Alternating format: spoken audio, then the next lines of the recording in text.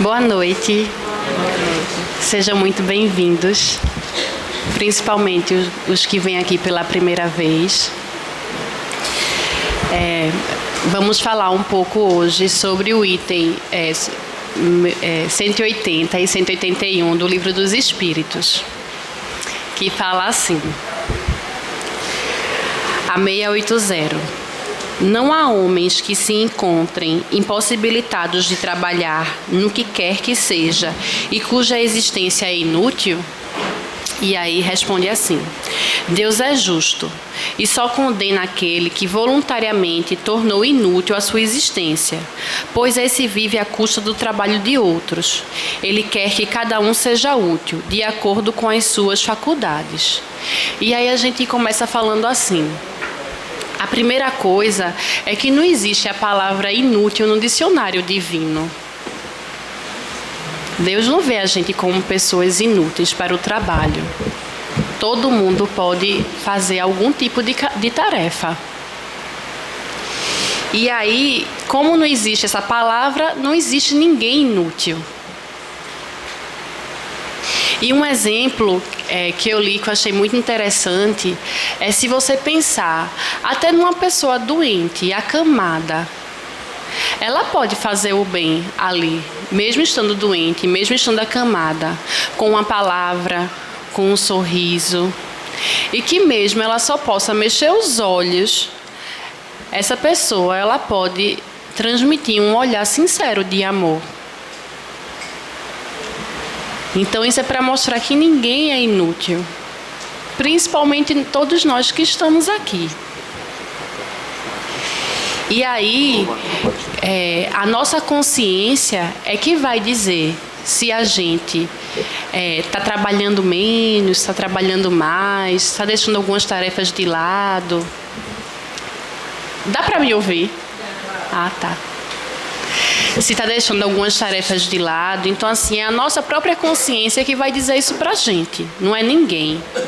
E muitas vezes a gente nem escuta a nossa consciência. Às vezes a gente é que fala mais dos outros e nem escuta a nossa. Então, assim, vamos tentar escutar mais nossa consciência e enxergar menos a tarefa ou o trabalho do outro. E o mais importante, muitas vezes, do que, por exemplo, estar aqui no centro e fazer todas as atividades que tem aqui no centro, o que Deus vê não é a quantidade que se faz, mas sim o amor que a gente faz àquela atividade. É muito mais importante. Então, por exemplo, se você tem uma vida atribulada, mas você pode doar 1 minuto escutando alguém, ou com um olhar de carinho, verdadeiramente sendo amorosa com aquele próximo, aí sim a gente está fazendo direito àquela tarefa, vamos dizer assim, né? E aí, já que a gente está falando de trabalho, para lembrar que amanhã, né, é a sopa, né, é o segundo sábado do mês, 7 horas da manhã. Às 12 horas a gente começa a distribuir a sopa e de 1 hora o trabalho tem terminado. Então, assim, para quem se sentir tocado e quem puder, amanhã pode chegar aqui de 7 horas da manhã, que vai ter um grupo grande fazendo a sopa. E aí a 681, ela começa assim: a lei da natureza impõe aos filhos a obrigação de trabalharem para seus pais?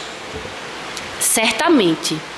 Assim como os pais devem trabalhar para seus filhos, foi por isso que Deus fez do amor filial e do amor paterno um sentimento natural, a fim de que, por essa afeição recíproca, os membros de uma mesma família fossem levados a se ajudarem mutuamente. Isto é ignorado com muita frequência na vossa sociedade atual. E aí a primeira coisa, quando eu li isso, que eu pensei foi em relação à educação, né? Porque muitas vezes é da educação, é do amor com aquele filho que a gente lida com a melhor velhice, que a gente lida melhor com as nossas relações. E aí teve um texto que eu li que ele dizia bem assim: nós pais somos tutores que servem no amparo e na disciplina daquele espírito. Então assim, que missão importante, né? A missão de ser pai e de ser mãe. Porque não é educar uma pessoa, é educar um espírito. Isso é uma missão muito grande. E aí a gente tem que pensar assim, às vezes como é difícil em casa, né? A gente se dá muito bem com todo mundo na rua, mas quando chega em casa é onde estão nossos calos. Não sei que com vocês é assim. E aí é nesse lugar que a gente tem que prestar atenção, mais atenção, né? Principalmente nessa missão de pai e de mãe. Porque se a gente começa a avançar sendo pais e mães melhores, sendo pessoas melhores em casa, a gente está avançando na nossa evolução. E aí o que é muito interessante é que a gente, como pais, como pessoas nesse lar, nós temos que ser exemplo. Porque se queremos ter filhos nobres, ter filhos bons, nós temos que ser exemplos e não só falar. Isso é muito importante. E aí, queridos amigos, eu encerro esse discorrer do exórdio com isso, assim, né? Eu acho que os dois itens foram bem significativos em relação ao amor. Tanto no amor à tarefa, né? Na tarefa do trabalho, na tarefa espiritual, mas também no amor na missão de ser pai e mãe. Então, acho que o que fica para todos nós sempre, eu acho que essa é a maior lição, o amor. Que a gente consiga exercer não, mas sentir melhor esse sentimento e emanar ele um pouco mais. Sendo assim, eu gostaria que vocês fechassem os olhos para a gente fazer nossa prece inicial.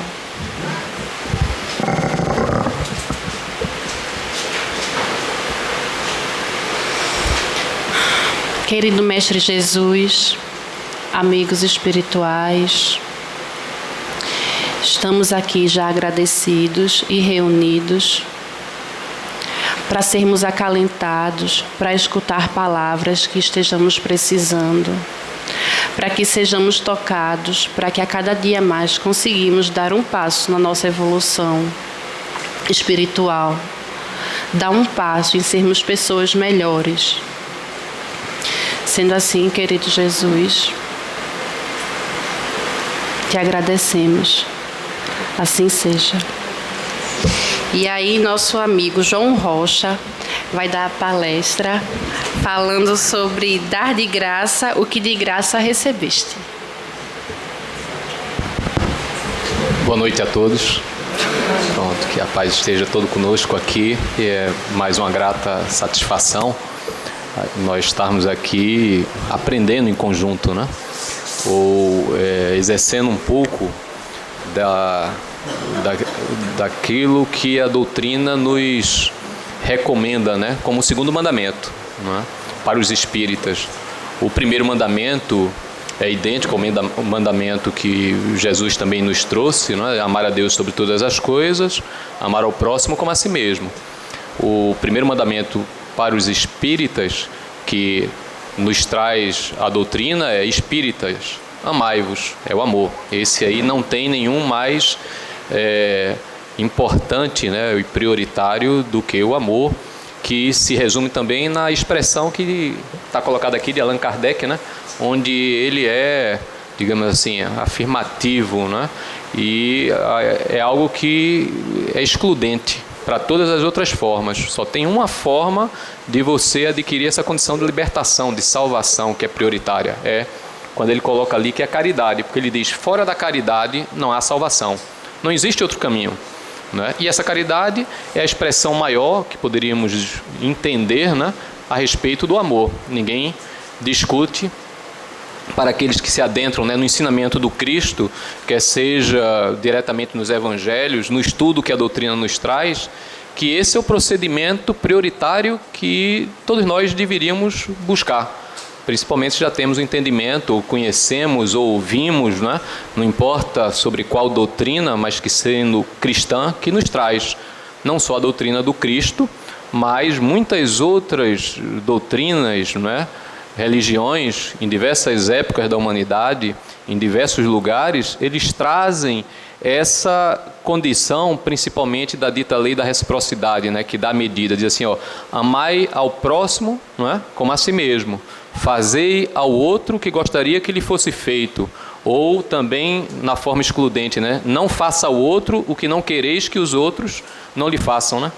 Então, essa lei de reciprocidade, se nós formos estudar, partir para o estudo, né, de olhar a história, né, das filosofias e das religiões, que seja budismo, as religiões orientais, todos eles, né, todas elas têm um ensinamento idêntico, semelhante, condizente com esse, né? Então a doutrina, ela vai nos esclarecer na doutrina espírita de forma racional por que é esse o caminho. Tão convicto Kardec, pela instrução, percebeu de forma racional que ele colocou isso, não é, que seria como um lema, não é, o tema principal para nós observarmos na nossa caminhada. É a prática da caridade. E os Espíritos nos trouxeram, na codificação está colocado, essa segunda recomendação que os Espíritos nos fazem, né? Então, espíritas, é o primeiro mandamento, né? Espíritas, amai-vos, né? E o segundo é espíritas, instruí-vos, né? E é a importância do estudo, né? Da observação. Nós só vamos conquistar um processo de transformação, de mudança, de melhora, quando passarmos a compreender. E a compreensão vem a partir dessa busca, né, da verdade, da observação. Nós dificilmente conseguimos, por exemplo, perdoar uma ofensa se não compreendermos, às vezes, o porquê daquele acontecimento, qual o motivador. Quantas e quantas vezes nós fazemos esses julgamentos, natureza humana ainda nossa, no nosso estágio evolutivo, mais ou menos, não importa, não é? Fazemos esses julgamentos precipitados, não é?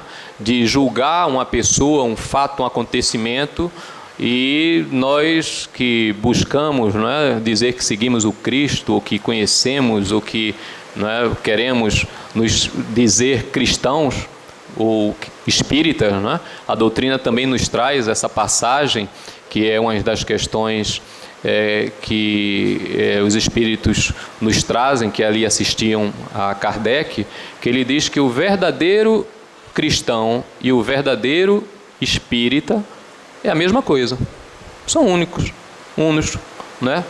O ensinamento, a linha que a doutrina traz e o ensinamento do Cristo é a mesma coisa.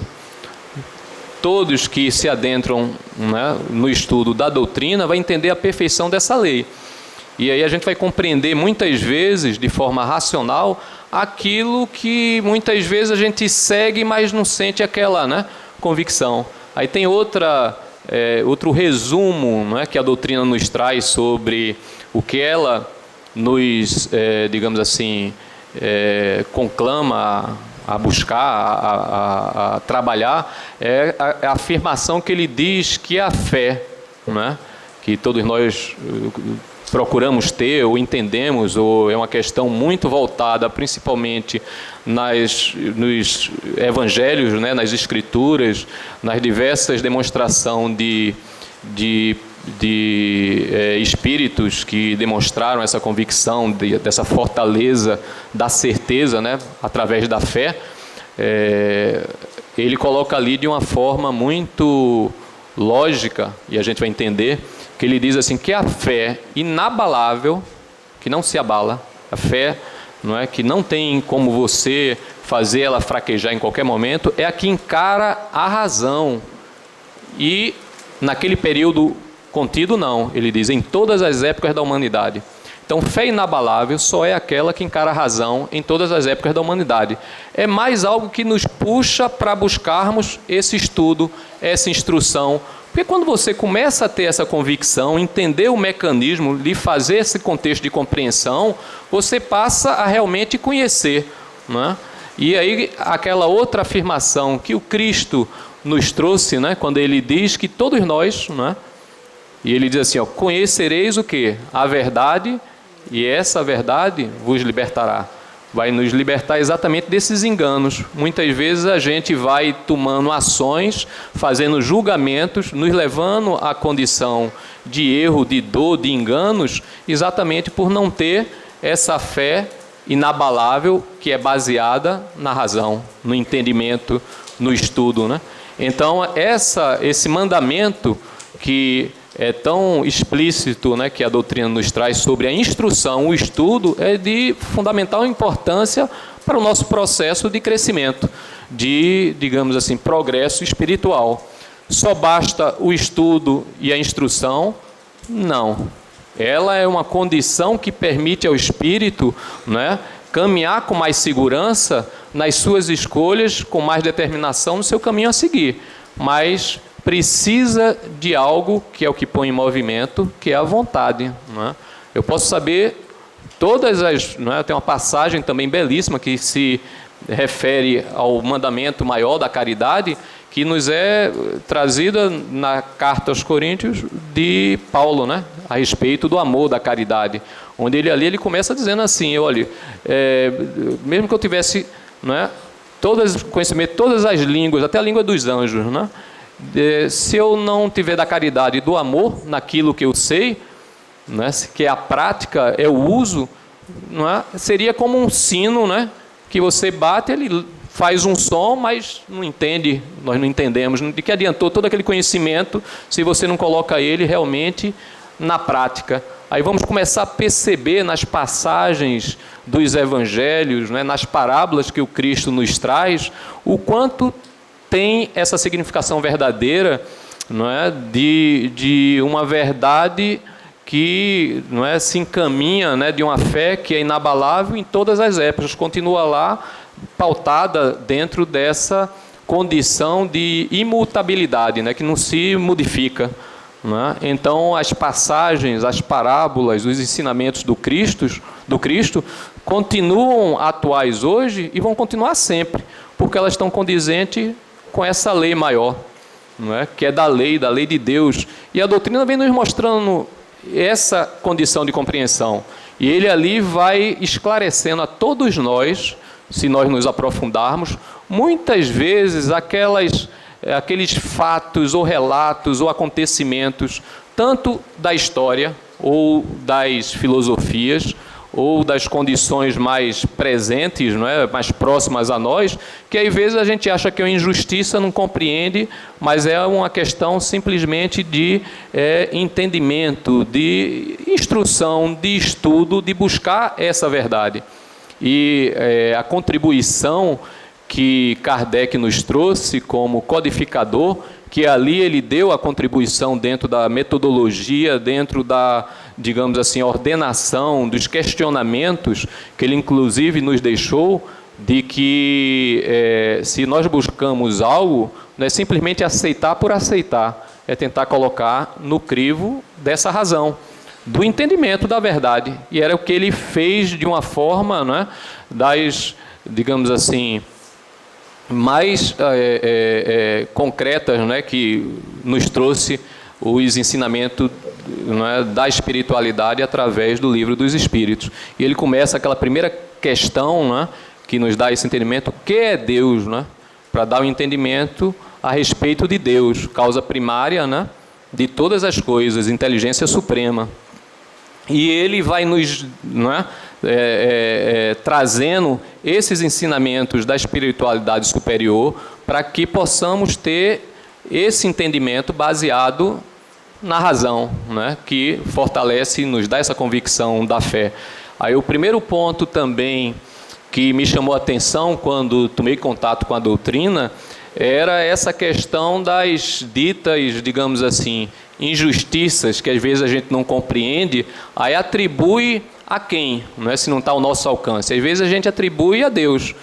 E ele vai nos trazendo ali dizendo que, olha, a lei de Deus é perfeita, não é? A criação que tudo ordena, ela é perfeita. Muitas vezes a nossa avaliação ela é errônea porque nós não conseguimos ultrapassar, não só a visão do tempo, é muito limitado quando a gente vai fazer um julgamento, um entendimento, quanto também essa condição de entender que existe uma outra, poderíamos dizer, dimensão, ou existe essa pátria que é de onde todos nós, não é, viemos, que é a pátria espiritual, e que voltamos a ela e retornamos nessa caminhada, né, de desencarnação e encarnação, com um objetivo que é maravilhoso, que é a conquista através das escolhas de cada um, não é?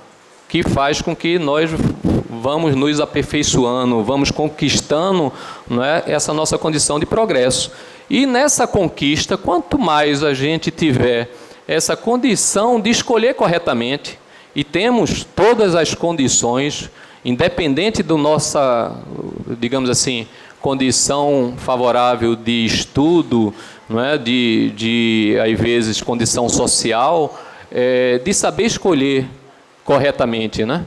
Porque quando nos é colocado de forma clara o mandamento, não é? Faça outro que gostaria que lhe fosse feito, ninguém, independente da sua condição de conhecimento, de intelectualidade, pode alegar desconhecimento, não é?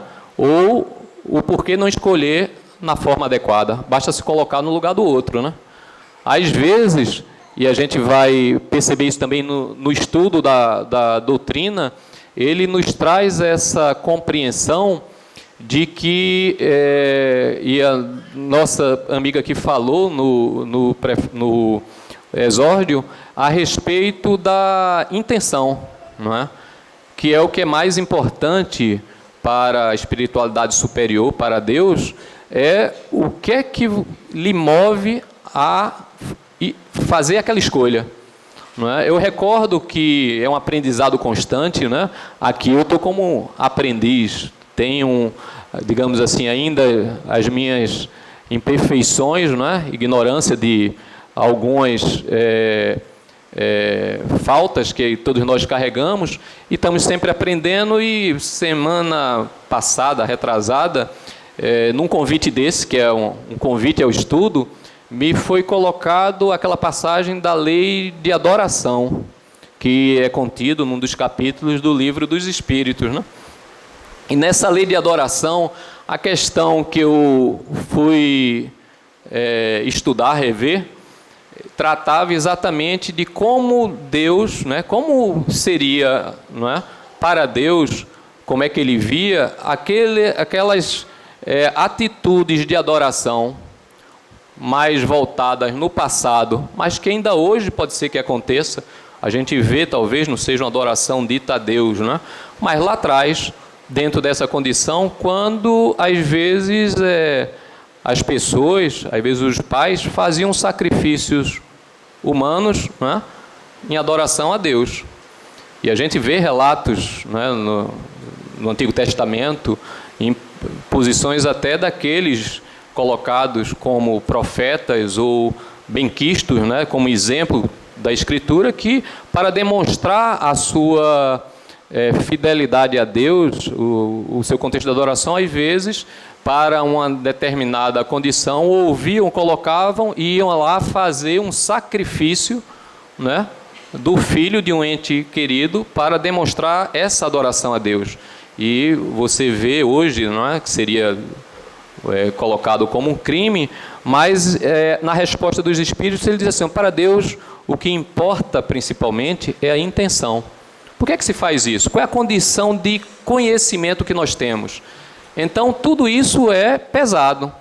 E nós vamos concatenando, não é, esses ensinamentos e voltamos a estudar o Evangelho segundo o Espiritismo. Ele já nos traz isso de uma forma muito mais, digamos assim, fácil de compreensão, explicada, não é, dentro do tema, das parábolas, do ensinamento moral que o Cristo nos trouxe, não é? E aí a gente vai compreendendo a parábola dos talentos, quando ele diz assim: olhe, quando você já tem algo, um tesouro, um talento, você não pode enterrá-lo. É uma conquista sua, e nós estamos aqui numa caminhada evolutiva, temos essa condição de exercer o mandamento maior, que é a caridade, E essa caridade não vai ser exercida se eu não colocar ele, não é, dentro dessa outra lei que nossa amiga também aí estava tratando, que é a lei do trabalho, né? Do trabalho em benefício do próximo, da sociedade. Não quer dizer que você não tenha que tirar o seu sustento, tem que tirar. Mas eu não posso fazer isso em prejuízo a outrem, porque aí eu estou agindo contrário à caridade. Não é?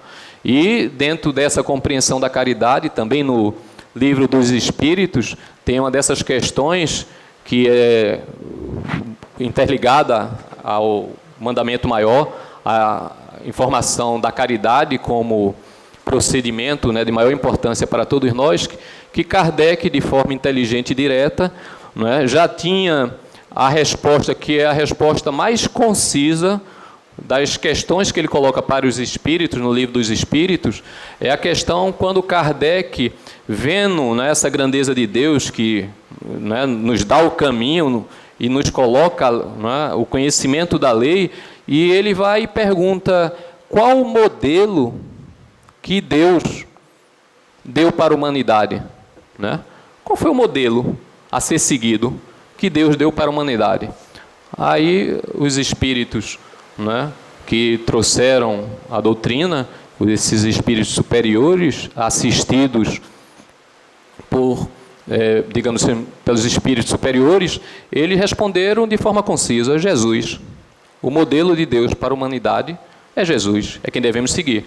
Aí Kardec, mais adiante, ele vai e junta, né, essas duas, né, ligações da caridade, como fora da caridade não há salvação, e faz a pergunta aonde ele diz qual o significado da palavra caridade conforme entendia Jesus. Jesus é o modelo que a espiritualidade falou. A caridade é a máxima, né, a ser seguida.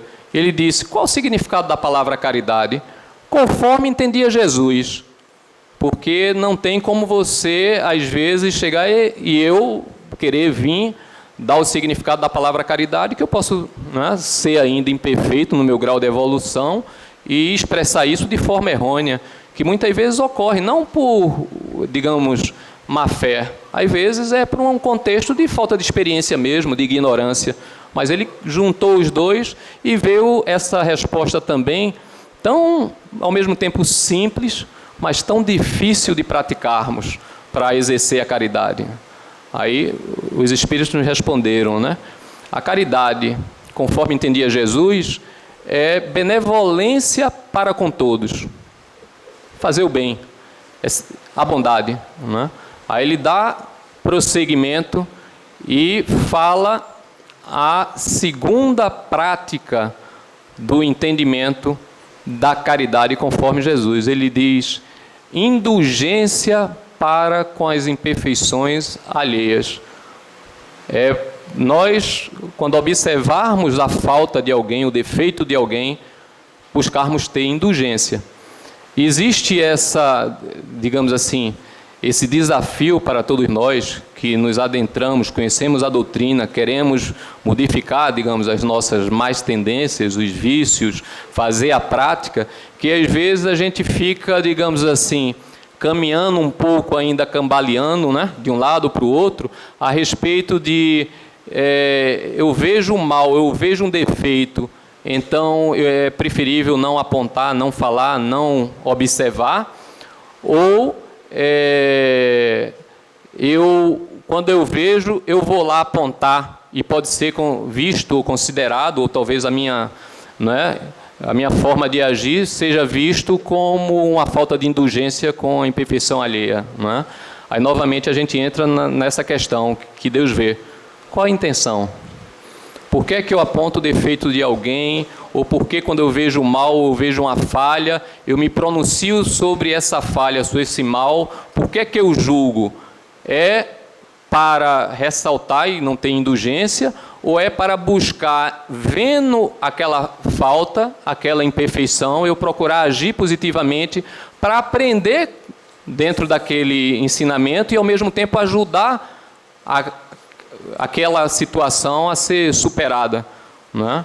E aí a gente vive nessa situação, e estamos aqui aprendendo, e vamos, através do conhecimento, do estudo, né? É a teoria, e no dia a dia a gente vai ser levado à prática, cedo ou tarde, para exatamente exercer esse conhecimento que vai ser transformador, fazendo com que a gente, além de ter as boas escolhas, faça essas boas escolhas com as boas intenções dessas escolhas, não é? Com o nosso sentimento. E nessa questão a respeito da caridade, ele dá o fechamento falando a respeito do perdão das ofensas. Então, caridade, conforme entendia Jesus, indulgência é benevolência para com todos, indulgência para com as imperfeições alheias e perdão das ofensas. Quer dizer, nós fazermos, né, e seguir o exemplo maior que Cristo deu, né? Eu acho que no ensinamento de Jesus, o que ele mais exemplificou, inclusive no seu momento, digamos assim, final, enquanto na Terra, materialmente falando, ele exemplificou o perdão, né? Quando ele rogou a Deus, né, Pai, perdoa-os, não é? Eles não sabem o que fazem. Não é? Então, esse é um exemplo maior. Será que a gente consegue exercer, não é, minimamente, diariamente, o perdão das ofensas? Será que nós não guardamos ainda, estamos com essa condição, muitas vezes, de carregar mágoas que tanto mal faz a quem as tem, de não perdoar, de ficar se lembrando de uma ofensa, né? E aí a doutrina vai nos ensinando, né, sobre esse entendimento. E é o estudo que vai dando a compreensão que é necessária para verdadeiramente, quando você sente ainda mágoa, teve uma ofensa, analisar, entender o contexto, saber que a gente também erra e partir para essa condição de perdão.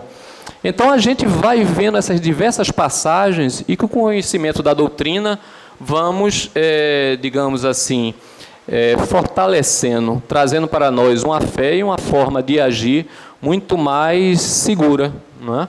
E sem medo de errar. Não quer dizer que a gente não erre, vamos errar, mas pelo menos o mais importante é a gente começar a identificar dentro de nós qual é a nossa verdadeira intenção. E muitas vezes, de forma também mal compreendida, às vezes a sociedade ela caminha durante determinados períodos em situações também de, digamos assim, de provação, de resgate, que desvirtua determinados conceitos, ficam mal interpretados, né? E a gente vai descobrindo isso e é preciso trabalhar para esse processo de mudança, né? Não ficar condicionado num comportamento que, se nós formos pensar, refletir sobre ele, vamos descobrir que ele não é a melhor forma de proceder. E nesse capítulo de hoje, para o estudo, que é importante todos nós procurarmos nos, digamos assim, dedicarmos algum tempo dentro do estudo dos evangelhos, né, do Evangelho segundo o Espiritismo, para aqueles que já são participantes, né, da doutrina espírita, do Livro dos Espíritos, a importância que acho que todos aqui já procuraram, ou ouviram, ou praticam, que é de suma importância, o Evangelho no Lar, né, o estudo do Evangelho no Lar. Então, para a forma de compreensão também, muitas vezes a gente não tem a convicção, essa fé, né, inabalável, a certeza da importância do Evangelho no Lar. Às vezes a gente não tem também essa fé, essa convicção da ação da água fluidificada. Às vezes a gente não tem também essa fé inabalável no tratamento da desobsessão. Porque muitas vezes nos falta o quê? A razão. E essa razão só vem pelo estudo. Se nós nos adentrarmos a doutrina da codificação, vai vir de forma, não é, clara, racional, lógica, o porquê e a forma que se tem esse efeito.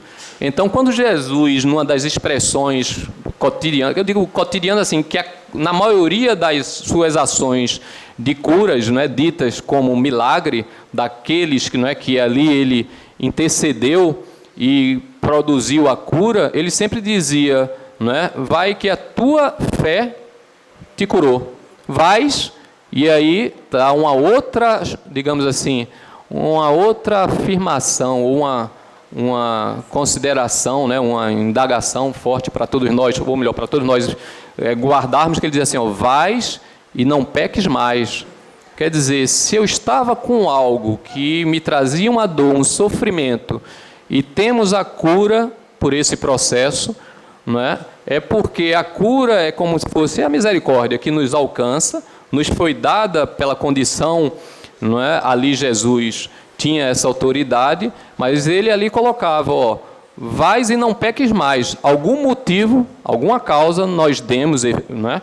Para que ficássemos naquela condição. E a doutrina vem e nos explica essa lei de causa e efeito, que tudo que a gente vivencia, não é culpa do outro, de Deus, não é? De uma coisa que é algo como se fosse exterior, que nós fôssemos aparentemente punidos indevidamente. Não. Tudo que nos acontece, de bom ou de ruim, não é? O que achamos ruim, ou que nos prejudica, ele tem uma causa que está relacionada às nossas escolhas. Não é? É aquela passagem que é resumida também numa outra, não é? Numa outra passagem que Jesus nos deixou, quando ele nos traz e diz assim, olha, a semeadura, ela é livre. Você tem o livre-arbítrio, você escolhe o que quer semear, mas tenha certeza que é da lei, que a colheita é obrigatória. Eu vou colher conforme eu semeei, não é? Então a gente sabe que tem uma ligação. Mas será que eu só semeio uma vez e eu só colho uma vez? Não. A gente está constantemente colhendo e semeando. Porque eu tomo uma escolha aqui agora que vai repercutir numa consequência, boa ou não, vai depender dessas escolhas, mas continuamente eu estou tendo esse livre-arbítrio de agir. Aí nós encontramos, porque muitas vezes a gente, não é, tem uma certa estreiteza na observação, e às vezes eu erro muito, e a gente fica muitas vezes se penalizando, né? Não basta já a carga da consequência das nossas escolhas, e a gente ainda joga uma carga maior se culpando. Quando, com o conhecimento que liberta, a gente descobre que existe um caminho. É o caminho de lamentar, é o caminho de se colocar, digamos assim, paralisado? Não. É o caminho, continua sendo, do trabalho e da ação. De que forma? Não é? Da forma que Jesus também colocou, né, a sua chancela, quando ele disse assim, ó, o amor cobre a multidão de pecados. Então, por mais que eu tenha errado, ontem, hoje de manhã, eu posso superar o dano desse erro, do que eu provoquei em outro, através de uma ação baseada na caridade, que é a máxima. Ela suplanta tudo isso e vai ser julgado dentro da nossa intenção. Nesse capítulo que ele traz um tema também dentro desses ensinamentos que estão colocados, que está, em verdade, lá em Mateus, né? E no Evangelho segundo o Espiritismo, é o capítulo 26, dai gratuitamente o que recebeste gratuitamente. Aí ele traz o primeiro ponto, que é o dom de curar. É uma passagem em São Mateus, capítulo 10, versículo 8, onde Jesus diz, restituí a saúde aos doentes, ressuscitai os mortos, curai os leprosos, expulsai os demônios, dai gratuitamente o que gratuitamente recebeste. Então, essa primeira afirmação, ele mostra que esse ensinamento que ele colocava para os seus discípulos, tendo o dom de prestar essa assistência, não é? Em nome de Deus, em nome de Jesus, na prática da caridade, da assistência, não deveríamos cobrar. E a doutrina espírita, ele nos traz de forma racional as implicações de nós consciente, porque se nós adentramos a doutrina espírita e entendemos esse mecanismo, esse processo é o caminho da caridade, caridade não se cobra, não é? Muito menos se é algo que a gente não recebeu para isso, não é? Eu não gastei para isso, eu recebi gratuitamente. Muitas vezes a atuação que você exerce na casa espírita é de médium, mas é um dom gratuito, onde nós temos esse trabalho, não é, da espiritualidade.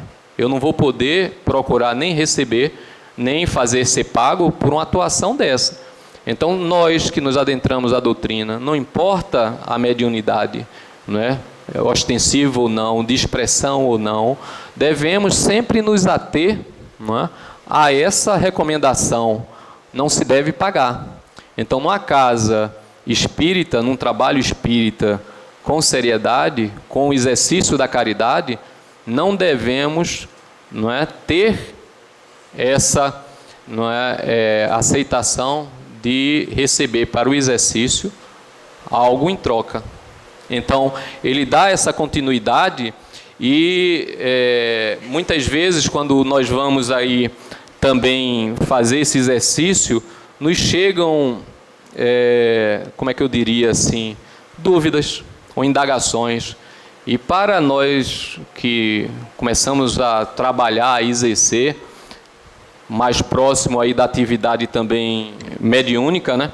Quantas e quantas vezes não somos chamados à atenção, porque a doutrina ela nos traz essa compreensão, não é, da verdade, não é?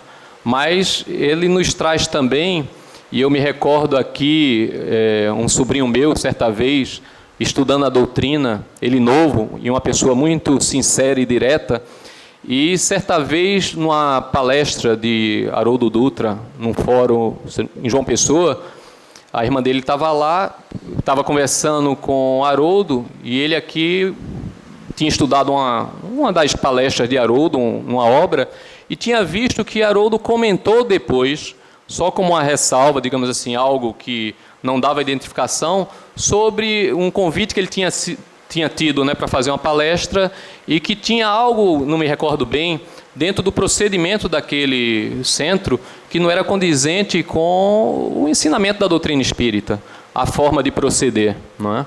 E esse meu sobrinho havia comentado e disse assim, por que Haroldo não teria ressaltado isso de bate-pronto, né? Eu estou indo para um centro que não é condizente com o ensinamento da doutrina sobre algum aspecto, né? E esse meu sobrinho, com muita sinceridade, buscando, perguntou isso diretamente a ele. A irmã dele disse, você quer fazer a pergunta? Faz a ele aqui. Aí fez a pergunta e ele respondeu assim também, de uma forma que, quando me relatou, guardou para mim de forma muito, digamos assim, significativa. Ele disse assim, é porque a verdade não deve soar como um soco, não é? Às vezes a gente também começa a se instruir, acha que é o conhecimento que liberta, e realmente liberta, mas se não tivermos a caridade, esse conhecimento muitas vezes vai produzir e vai machucar indevidamente, se você não compreende, não é, as pessoas que interagem com você. Então, esse cuidado muitas vezes de ter o conhecimento, mas saber como nós, não é, chegamos no local, porque às vezes as pessoas estão numa situação diferente da nossa, quer seja de compreensão, quer seja dentro de um processo mais difícil, e às vezes, com essa verdade, com conhecimento, às vezes, em vez de ajudar, a gente prejudica, né? Eu recordo, na quarta-feira, dentro do trabalho da mediunidade, junto ao médium, né? Às vezes a gente procede, né, dentro do esclarecimento da desobsessão um pouco direto, né? Eu fui um pouco, digamos assim, direto. E o médium depois disse assim, João, posso dizer um conselho às vezes? Procura não ser tão impositivo. Porque às vezes o espírito que está ali está necessitado de um esclarecimento e é perturbador para ele se você for muito incisivo, mostrando muitas vezes, por exemplo, que ele desencarnou, não é? E a gente percebe isso. Quem não tem medo aqui, ou receio, eu tenho, não é? De desencarnar, de chegar e dizer assim, todos nós, alguém aqui duvida que vá desencarnar, que vá morrer? Eu imagino que não, né? Já temos essa compreensão. Mas, como espírita, a gente sabe que a vida continua para o espírito, mas ninguém, digamos assim, o instinto de sobrevivência, né, deseja que esse momento chegue, né? E existe uma quantidade enorme, por falta de esclarecimento, conhecimento, que a gente começa a ter aqui na doutrina, e olha, se eu conheço já a doutrina, eu entendo isso, eu tenho medo, receio de morrer, não é? Passar mal você já treme, né? Muitas vezes. Imagina, né, o exemplo eu estava vendo esses dias o exemplo de Chico Xavier, né? Chico Xavier tem um fato relatado quando ele, participando de um programa, ele fez o relato, está na obra dele lá, que ele se desesperou quando viajou de avião, na época lá em Minas, e o avião começou a balançar, ter a turbulência, né? E ele saiu, começou a se desesperar, a gritar junto com todo mundo, né? Aí apareceu Emmanuel e disse para ele, ó, você vai morrer, quiser morrer, né? Se vai morrer, morra pelo menos com dignidade, né? Para não apavorar, não dar um exemplo. Ora, com a educação, né?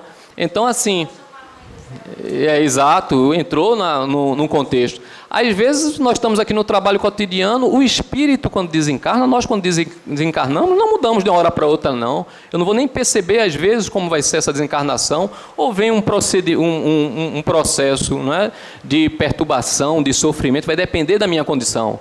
O que aprendemos, independente do conhecimento e do estudo, que eu me esqueço aqui o relato desse médium, né, que coloca, que diz assim, olha, por mais conhecimento que você tenha, o melhor procedimento que você tem para essa transição ser tranquila é a benevolência, né? Caridade não é benevolência para com todos? A benevolência é a caridade. Se você exerce a caridade e ela é ativa, né, ela vai a quem necessita, se coloca dentro dessa condição, digamos assim, o que dá diferença na condição da desencarnação. O conhecimento lhe dá e lhe faculta uma possibilidade de ter uma percepção melhor dessa transição, mas a condição, muitas vezes, é difícil, né? E a gente vai experimentando isso. Então, para quem trabalha já dentro da mediunidade, sabe que, a depender do espírito, a forma como você conversa com ele, mesmo que esteja expressando na intenção querer ajudar, e é importantíssimo isso, às vezes aquela verdade, se você não souber colocar adequadamente, pode soar, como falou Haroldo, como um soco, machuca.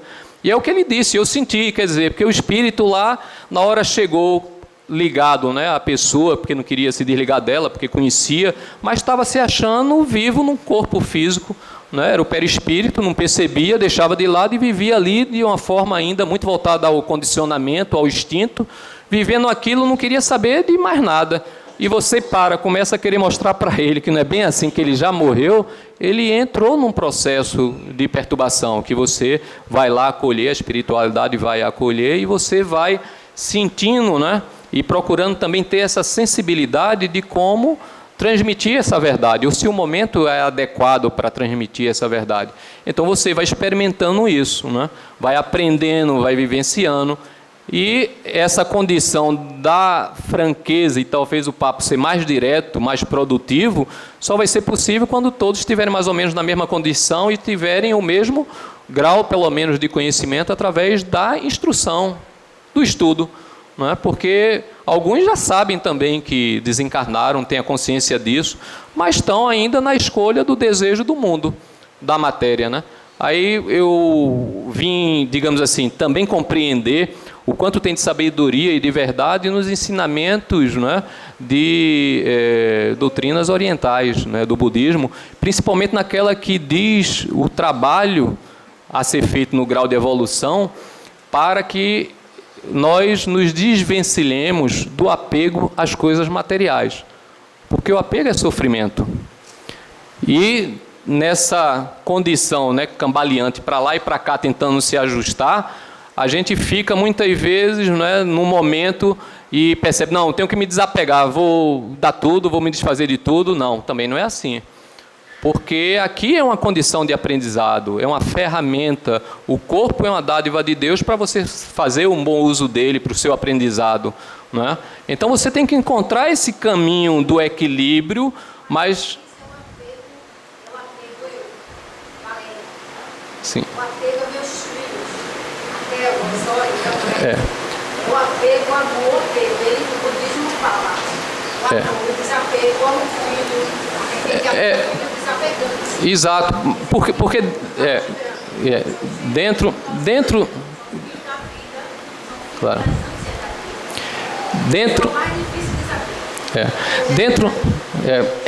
esse é o trabalho de todos nós para desapegarmos a essa condição. Mas no ensinamento da doutrina a gente vai entender que os nossos filhos, que são hoje, não é, são irmãos, todos nós somos irmãos. temos nessas múltiplas reencarnações a condição de sermos pai, mãe, filho, irmãos. Muitas vezes somos hoje irmãos e ontem fomos inimigos em desavenças, né? E é uma construção. Então é essa condição de nos vermos, né, dentro dessa unicidade. É como Jesus disse que, não é, meus pais e meus irmãos, né, são aqueles que cumprem o ensinamento, o mandamento de Deus, né? Que é vermos cada um como essa proximidade, as relações dentro do processo da reencarnação, não é? A gente vai entendendo como um processo de ligação, de troca, de crescimento, de coletividade, né? A doutrina espírita, não só dentro das obras da codificação básica, através da mediunidade de Chico Xavier, as obras de André Luiz, dentro daquela sequência, elas nos dão uma compreensão, uma condição de entendimento bem clara a respeito dessas relações, né, do mundo espiritual com o mundo material, a condição inclusive da vida no mundo espiritual. Um momento só. Está certo ali o relógio? Dentro dessa condição, né? Então, assim, no desenvolvimento que a gente vai buscando, né, na nossa evolução, essa instrução, a lógica, a racionalidade que a doutrina nos traz, nos dá essa base para entendermos, né, essa caminhada evolutiva que nós temos. Saber de onde viemos, para onde vamos, o que aqui fazemos, como é que é esse processo evolutivo, né, de múltiplas encarnações, a questão das dificuldades no nosso desenvolvimento, né? E aprendemos que aquilo que a gente realmente conquista, nós só vamos conquistar através do nosso esforço e do nosso mérito. Eu não posso alegar jamais que alguém tem digamos assim, um privilégio perante a lei de Deus frente a mim ou a quem quer que seja. Não, ali é uma conquista. Quando na doutrina a gente vê aquela questão, né, que é o que dá essa compreensão de igualdade e de perfeição da lei de Deus, quando Kardec pergunta, né, essa condição, e a espiritualidade diz que todos os espíritos foram criados igualmente. De que forma? Simples e ignorantes. Na simplicidade. E a gente vai entender o processo evolutivo das múltiplas encarnações, e essa condição ela vai depender da nossa caminhada, as nossas escolhas, ao nosso mérito, a nossa vontade, né? Quantas vezes, qual é a gravidade? Muitas vezes a gente vê o próprio exemplo de André Luiz, né? É outro ponto que é de extrema, assim, de extremo valor, né? E eu passo a admirar muito mais essa condição da história relatada dele, né? Em que ele, como médico, e você sabendo, não é, as obras de André Luiz, o exercício que ele já fazia, né, de divulgação junto a Chico Xavier, quando vem um relato da condição dele de desencarne. Ora, André Luiz, na desencarnação dele última, né, que ele relata, ele passou 8 anos no umbral. E era médico, esclarecido a respeito da condição da saúde, pelo menos era mais esclarecido do que a grande maioria das pessoas, estudou para isso, e praticava algo que era contrário a essa racionalidade, né? O excesso da bebida, as condições que ele mesmo relatou, que fizeram dele, né, ser chamado durante esses 8 anos, e ele se revoltava com isso, ser chamado de suicida, porque ele abreviou a existência dele através dos excessos de forma totalmente descabida para quem tem um conhecimento da medicina e sabe o que faz bem e o que faz mal, e optava por fazer aquilo que faz mal. E todos nós estamos nessa caminhada, em maior ou menor grau, com maior ou menor responsabilidade. Então a diferenciação vem exatamente nesse trabalho, nesse esforço. A base de tudo, a caridade, voltada a essa condição da racionalidade e a vontade transmitida nessa fé inabalável, é que vai dar essa caminhada muito mais, digamos assim, segura, perfeita, né? Nessa caminhada em que outra passagem também que a gente estuda e começa a concluir e constatar, quando Jesus, através do modelo, do exemplo que Deus nos deu, ele diz que é o caminho, a verdade e a vida, que é a forma como ele procedeu, como ele ensinou, que a doutrina também nos traz, né? Então, nesse estudo, nessa compreensão, nós vamos ver. Nesse capítulo 26, que eu acabei não abordando ele na sua sequência, né? Mas é importante ter os tópicos aonde vem essa parte do dom de curar, que era a parte de São Mateus. Aí ele falava para compreendermos o porquê não devemos cobrar para fazer prece ou para ajudar, né? Então tinha a passagem sobre preces pagas, né? Que também está em São Mateus, capítulo 23, versículo 14, dava o outro exemplo dos vendilhões expulsos do templo, é uma passagem também nos evangelhos de Jesus, aonde Jesus vai ali quando vê que estavam comercializando, né, sobre a religião, e ali ele expulsou, dando exatamente, você não deve comercializar sobre algo que tem que ser tratado com seriedade, com respeito, né, com essa condição de adoração, aonde não se concebe ser pago, né, ser comercializado, né? E ele dá continuidade terminando a respeito da mediunidade gratuita, né? Os profetas, passamos a ter a clara compreensão, o entendimento que esses profetas relatados nos evangelhos, Moisés foi um médium, né, de efeito físico dos mais ostensivos, né? Então era uma mediunidade, você não pode, quer dizer, a mediunidade é gratuita, né? É um dom que nos é dado para exercer um exercício, muitas vezes, porque a gente tem débito já de muitas, né, faltas que a gente faz, para exercer essa caridade. Como é que se vai cobrar, não é? Com essa responsabilidade maior. Então, nesse capítulo, você estudando conforme o entendimento que a doutrina nos dá, passamos a ter uma condição de racionalidade do porquê realmente não devemos cobrar. Mas não devemos também buscar, nessa exemplificação, o julgamento dos outros, né? Tem uma outra passagem sobre esse contexto, que às vezes as pessoas dizem assim, não, mas e o dízimo? Às vezes você tem a necessidade, precisa manter a casa, realmente, mas não é obrigatório a ninguém, não é uma cobrança. Na própria passagem lá, Jesus observou, quem não se lembra da passagem do óbolo da viúva, né? Aonde ele chegava e dizia assim, ó, qual é a diferenciação? Ali deu de coração, não é? O exercício dali é para manutenção e ali se representa exatamente esse caminho de solidariedade para você passar o ensinamento, fazer ajuda. Se de repente, né? E isso está também colocado dentro dessa questão, quando é colocado aqui o verdadeiro cristão e o verdadeiro espírita são a mesma coisa, está também muito bem claro quando ele diz assim, olha, todas essas colocações são perfeitas do ensinamento do Cristo, né, do cristianismo. Todos os erros que ali foram inseridos foram erros humanos, da imperfeição humana. E aí a gente tem que ter sempre essa atenção, porque eu, por exemplo, estou falando aqui, mas eu sou perfeito? Estou muito longe disso, né? Então, se eu de repente, na minha imperfeição, quiser trazer isso coligado à doutrina, se eu ainda sou imperfeito, eu não posso macular a doutrina de forma nenhuma, nem vocês devem se entender por aí, não é? Ou seja, entender isso como um comportamento da doutrina. Não, a doutrina é clara, ela está aqui dentro das suas explicações. O livro dos Espíritos tem ali as perguntas e respostas, tem um proceder, não é? Então a gente precisa diferenciar. Então, se ali no gasofilácio, quando você fez ali aquela referência que Jesus viu, se de repente aquele recurso for mal utilizado por alguém, não é responsabilidade, não é?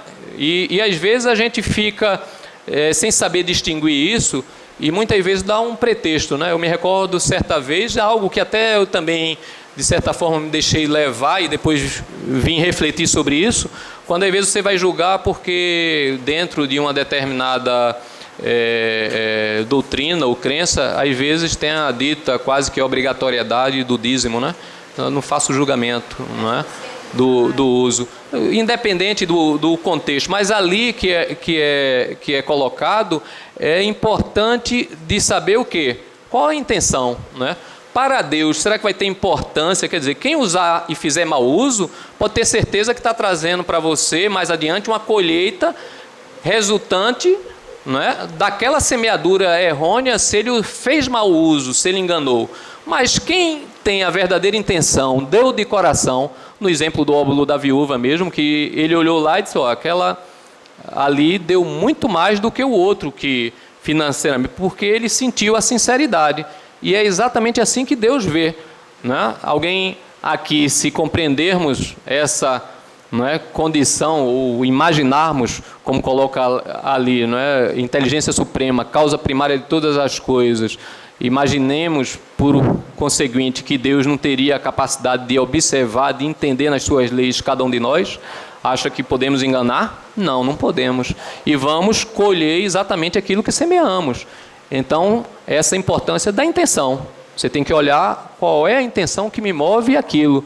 E muitas vezes a gente vê essa dificuldade, as falhas, os erros, né? Que eu me recordo do Dr. Ciro, quando comentava muitas vezes assim, olha, estude, tenha um estudo, né? Mantenha, para depois você chegar e não querer dizer lá do outro lado, ah, se eu soubesse, né? Porque nós sabemos o que é certo e o que é errado. Nós podemos enganar A, B ou C, mas qual é a nossa intenção? O que é que eu busco, né? Então essa sinceridade, esse trabalho, né, de procurarmos, não é, fazer essa melhora dia a dia, não é, é o que faz a condição de estarmos aí nessa caminhada. Chegado o horário, passar a palavra à nossa amiga. A gente agradece a João pelas palavras e passa para a Laurinete para fazer a prece final. Vamos fechar nossos olhos e vamos refletir sobre tudo o que foi falado na noite de hoje. Gente, uma coisa muito importante, assim, que às vezes a gente não pensa, a nossa irmã Anne, quando falou sobre a intenção, ontem foi pedido a várias pessoas, até em redes sociais, para fazer uma prece pelo mundo. E é importante que quando nós façamos nossas preces, não só para pedir, não só para agradecer, mas pedir pela humanidade inteira, pedir pela paz, pedir pelos outros também, pelos nossos vizinhos, porque em cada casa cada um de nós temos nossos problemas. E muitas vezes uma prece, um pensamento alivia a dor de alguém. Então vamos pedir a Jesus, vamos pedir a Deus, o nosso Pai Criador, que olhe por toda a humanidade, que olhe por nós, que nos ajude, ilumine as nossas mentes e os nossos corações, que nós tenhamos olhos de ver e ouvidos de escutar, não só o que nos é conveniente, mas o que é necessário para que nós possamos voltar à pátria espiritual e dizer, ai, se eu soubesse. Que Deus nos abençoe, que Deus nos ilumine, que nós tenhamos uma semana de paz, de luz e de equilíbrio. Obrigado, Senhor, por tudo que nós recebemos na noite de hoje. Assim seja. Sendo assim, a gente encerra a primeira parte dos trabalhos de hoje, desejando muita paz, muita luz e um bom final de semana.